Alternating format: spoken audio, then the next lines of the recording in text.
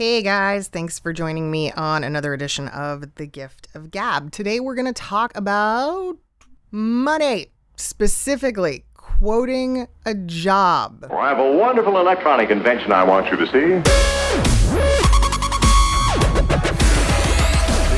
It looks something like this. Guys, I get it. I have been doing this a long time, and I'm going to tell you that second only to performance, one of the hardest things to learn how to do well, and how to have an innate understanding of in voiceover is quoting your jobs. Because man, oh man, oh man, there are so many options. There are so many intricacies to what we do and how the jobs are quoted. And I get it. I empathize. I sympathize. I have been there time and time again. I understand. It's one of the reasons why I personally get so frustrated when I see voice actors with a rate card, because I'm like, what are you doing? What are you doing?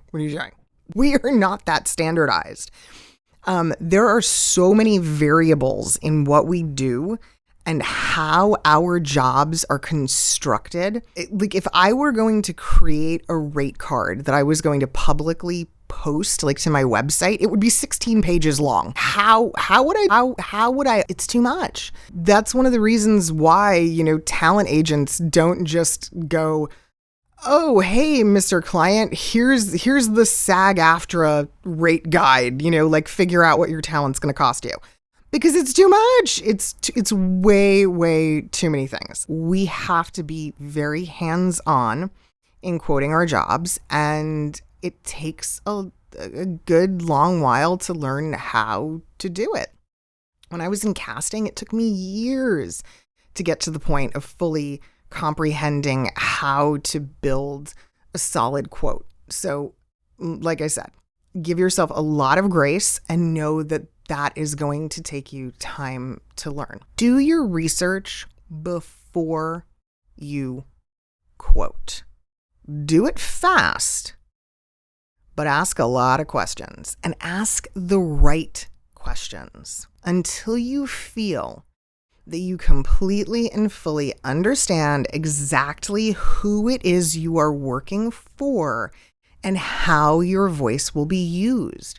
Because the thing about what we do is that is precisely how our jobs are quoted. If you do not understand the scope of the work, if you don't understand how your voice is going to be used, for what length of time, in what type of market, and for what type of media or application, you can't build a proper quote. Everybody's looking to get a deal. The market's oversaturated with voice actors, some of which are way too happy to undercut and try to make deals that are really crappy, not only for themselves, but for the industry as a whole. Low rates are just a reality. I want to tell you a little story. There is a company that is owned by Paramount, and it's called Odyssey. And Odyssey was searching for some voiceover, and they were going about a casting process. And lo and behold, they were, kind of rate shopping and quote shopping. And one of the things that I did in the early dealings of the job was I looked up who owned them. It was actually one of the first things I did, because I had a suspicion when I got the gist of what they were doing and what the company entailed. I was like, wait a minute, who are these folks? And sure enough, I found out really, really quickly, they're owned by Paramount. And I was like, holy crap, this is a big company. These guys have a lot of money. So that was not a fact that they were readily going to disclose. That was not something they were readily going to tell me. I had to find that out on my own. Yeah, it's kind of gross, but it's happening a lot. And that influenced and affected how I approached the job and how I approached my communications with them. I'm not saying it affected the price necessarily, but it definitely changed the way that I went about communicating and speaking to them about the terms of the job, because it was the understanding that this is a much larger company than they led me to believe. This is a company that definitely, Paramount, understands the voice casting process and understands the value of working with a voice actor and understands the process of working with a voice actor and things like session rates versus usage rates versus market terms. I was able to speak to them like a more experienced client and someone potentially with a much bigger budget on the table. And I've seen this time and time again. We're seeing a lot of these subsidiary style companies come up right now with everything from YouTube ads to localization in foreign countries. You just have to be very savvy and Google fast. Get out your phone when you're answering an email or talking to somebody on the telephone and really stop and go, gosh, who are these guys? Because in your mind, if it's a brand name that you just happen to not recognize, you might be undercutting yourself. You might end up giving them this great break, not really knowing or understanding that they didn't need one.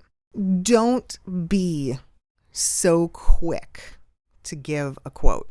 We as the actor often feel pressured to give a number very, very quickly because we feel like if we don't, we're going to lose the job. Don't do that.